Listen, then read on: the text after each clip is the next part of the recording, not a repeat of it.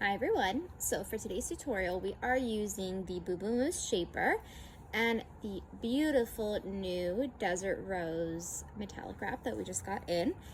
We're going to start by putting it on with tails at even lengths, and we're going to fold the front just underneath itself ever so slightly, just so the stitching doesn't show. You're going to take both tails to the back and you're gonna crisscross. Bring them to the front. Make sure your tails are folded inside before you bring it up. We're gonna take both, hold them taut, bring them up.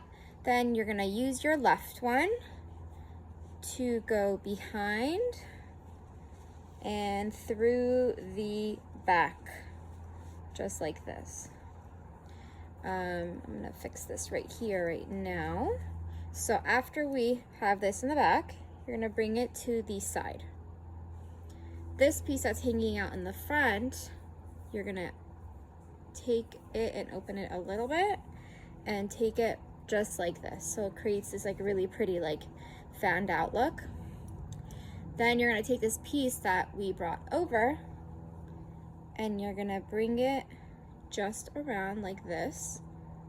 Bring this a little bit like this, and then you're gonna take this piece around and you're gonna tuck it into itself. Then this piece, the one that was hanging out, you can adjust however you like. If your fabric is a little bit more, if the fabric of your wrap is a little bit more stiff, it'll create more defined pleats. So all you're gonna do is take this, take it around, and also tuck it into itself. Then you have this beautiful pleated look in the front. Obviously you can do it going to the other side as well, but this is how we did it.